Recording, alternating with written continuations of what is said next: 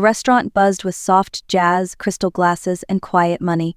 I could feel it in the air, the hum of people who never checked the price column. My gray thrift store dress hung awkwardly. The purse in my hand was older than some of the diners. I spotted my son Ethan near the window. He stood when he saw me, but his expression faltered, like he hadn't expected me to look so plain. Next to him sat his wife Madison, elegant in beige silk, and across from them, two strangers who radiated practiced superiority, her parents, Carol and Gregory Blake. I took a breath, straightened my shoulders, and walked toward the table. The heels of my worn shoes barely made a sound on the marble floor. I wasn't sure what hurt more, the judgment in their eyes or knowing my own son feared it.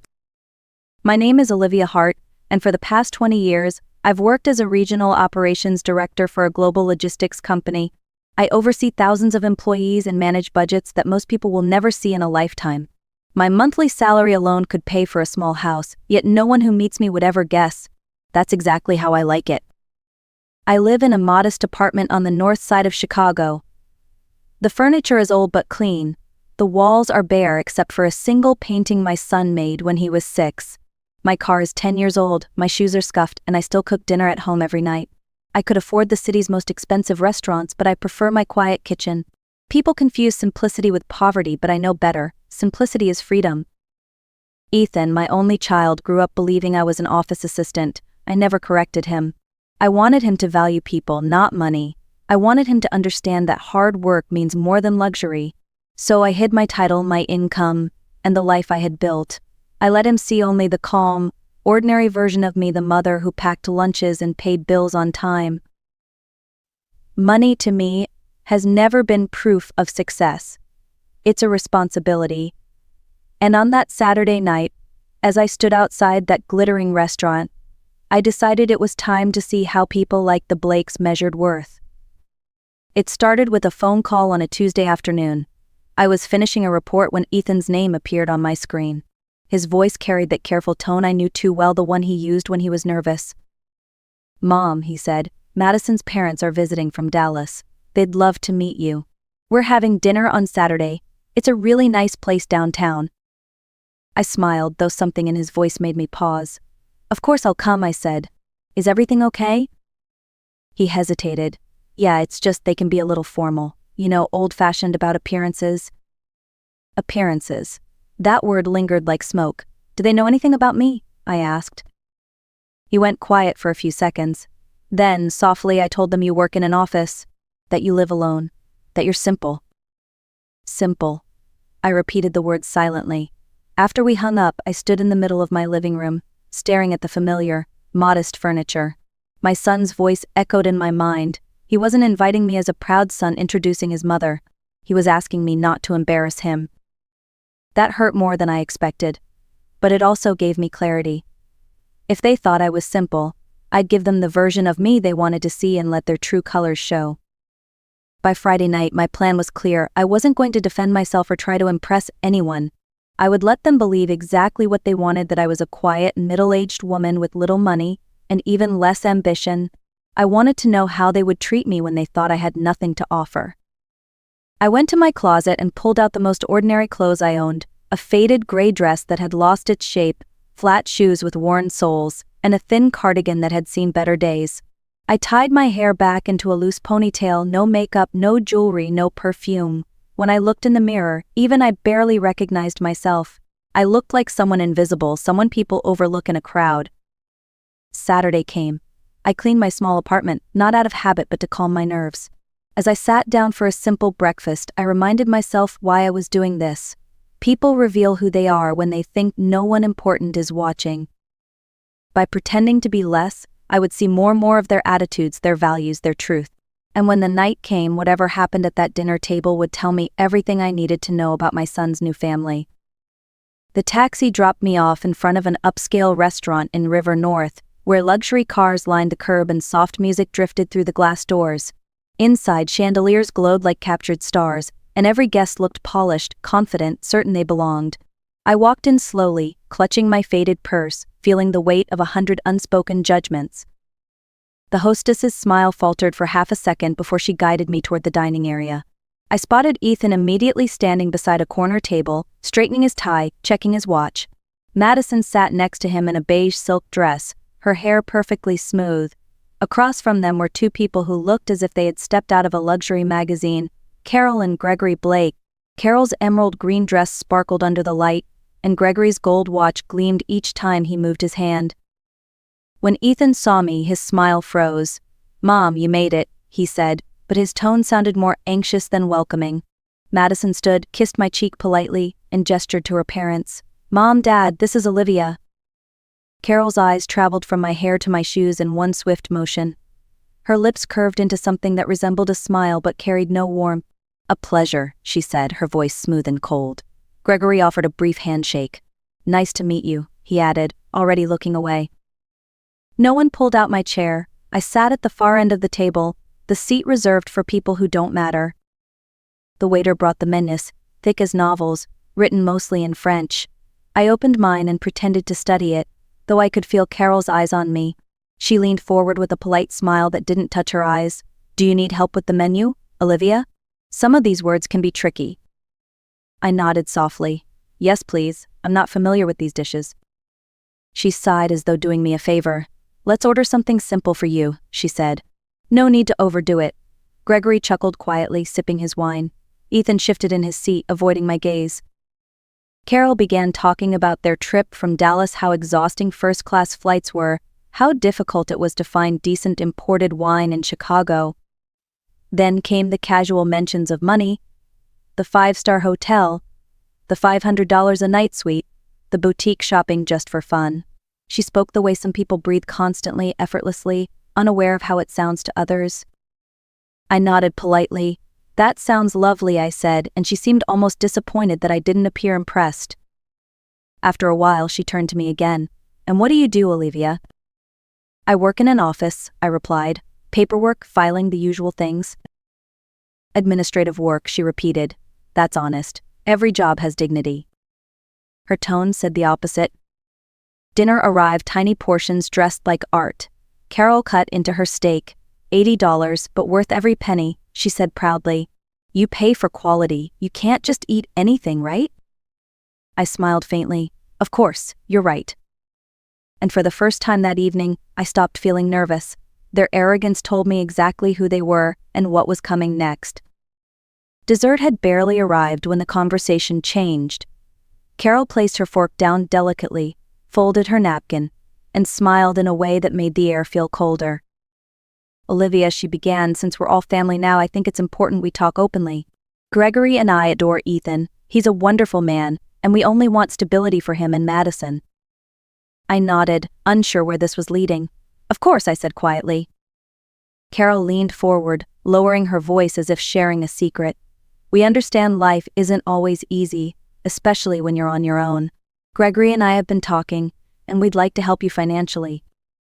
Ethan's head jerked up. "Mom, you don't have to." Carol raised a hand to silence him.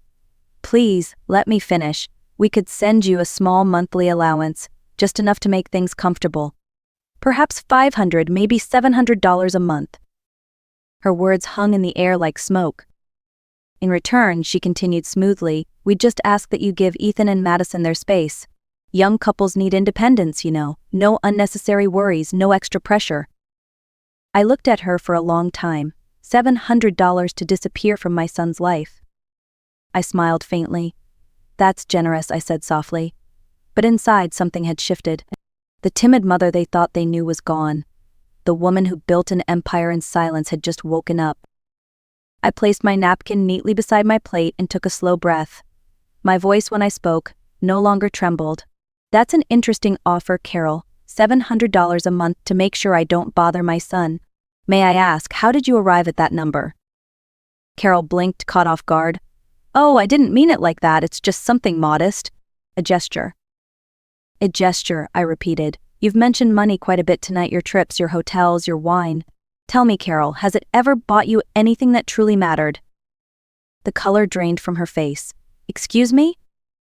"Respect," I continued calmly. "Has it bought you respect? Or love? Or empathy?" I leaned slightly forward, meeting her eyes. "Because I've noticed something. People who constantly talk about money are usually the ones who understand it the least." Gregory cleared his throat. Now hold on. No, I said quietly. You've both had your turn. I looked at them, then at my son. You see, I didn't come here to impress you. I came here to understand you. And now I do. I turned to Ethan. You never knew this, son, but for nearly 20 years I've been a regional operations director for one of the largest corporations in the country. I sign contracts worth millions. I manage thousands of people. I earn $40,000 a month. The table went silent. Forks froze midair. Madison's eyes widened. Ethan's mouth fell open. Carol blinked as if she hadn't heard correctly. $40,000 a month? That's right, I said. I built my life from nothing, no family money, no safety net. I worked through nights, studied on lunch breaks, fought for every promotion. And I never told anyone, not even my son, because money was never a measure of my worth. I paused, letting the words settle. You thought I was poor because I don't wear designer clothes.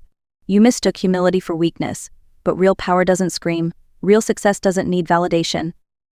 Carol stared down at her plate. Gregory shifted in his seat. No one dared speak. I picked up my glass of water, my hand steady. So thank you, Carol, I said quietly. You wanted to offer me $700 a month to disappear.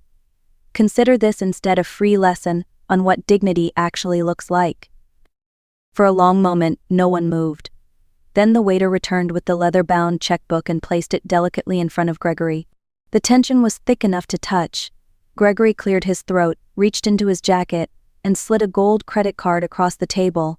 The waiter took it with a polite nod and walked away. Carol's smile had vanished. She stared at her glass of wine, swirling it slowly, avoiding my eyes. Ethan sat motionless, caught between disbelief and pride. Madison looked pale, as if she'd forgotten how to breathe. A few minutes later, the waiter returned, uneasy. I'm sorry, sir. Your card was declined.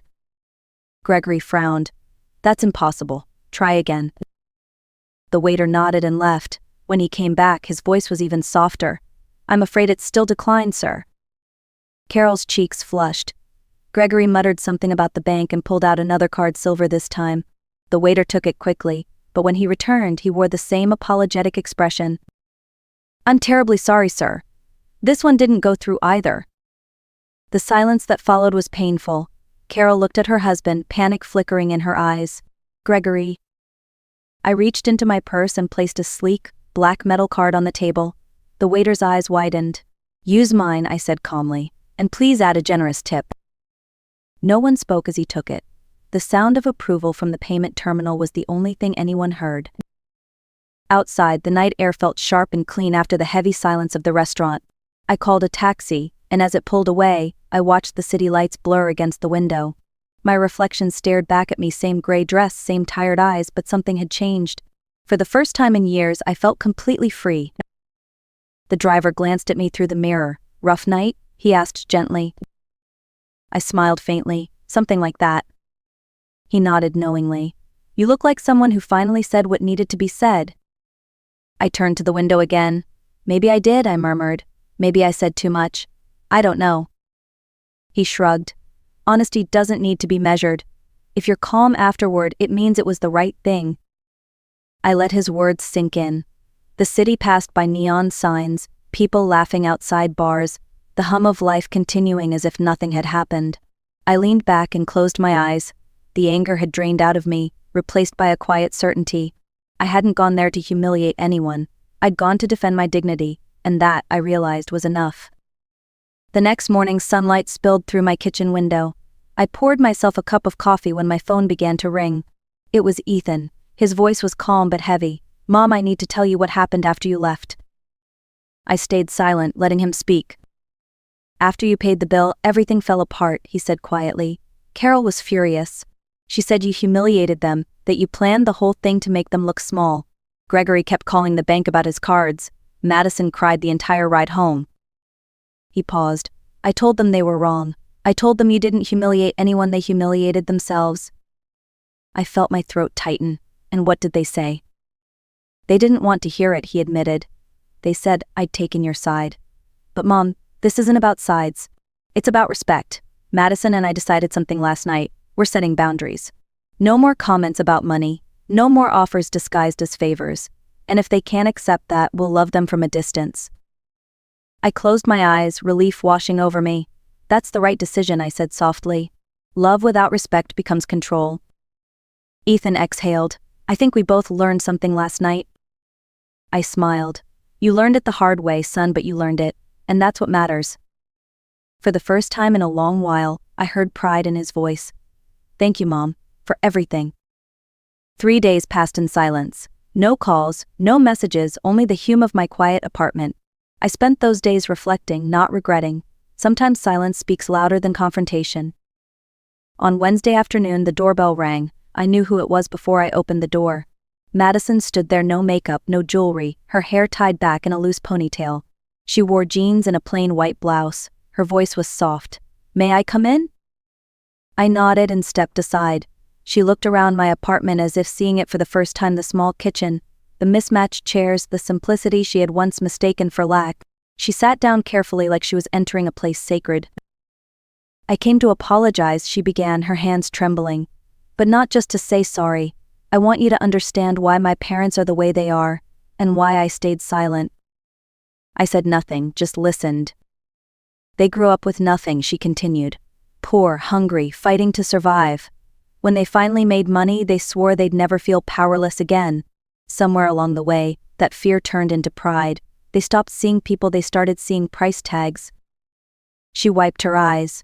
I grew up believing that was normal, that value and money were the same thing.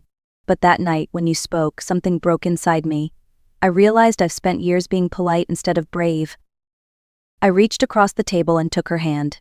It's never too late to be brave, I said quietly. Madison nodded, tears spilling down her cheeks. I don't want to live like them, Olivia. I don't want to measure love with numbers. I want to do better. For myself. For Ethan. Her honesty was raw, fragile but real. Then start now, I said. Real change begins when the pretending stops. Madison left an hour later, lighter somehow, as if she had set down a heavy load she'd carried for years. When the door closed, I sat in silence, letting the quiet wrap around me like comfort. I thought of that dinner, of every word, every look, every test of dignity, and I knew I wouldn't change a thing. That night wasn't revenge, it was revelation. It showed me who they were, and it reminded me who I am. Wealth isn't the number in your account, it's the peace in your heart. If this story spoke to you, don't forget to like, share, and comment where you're watching from. And subscribe to The Art of Revenge for more stories about strength, truth, and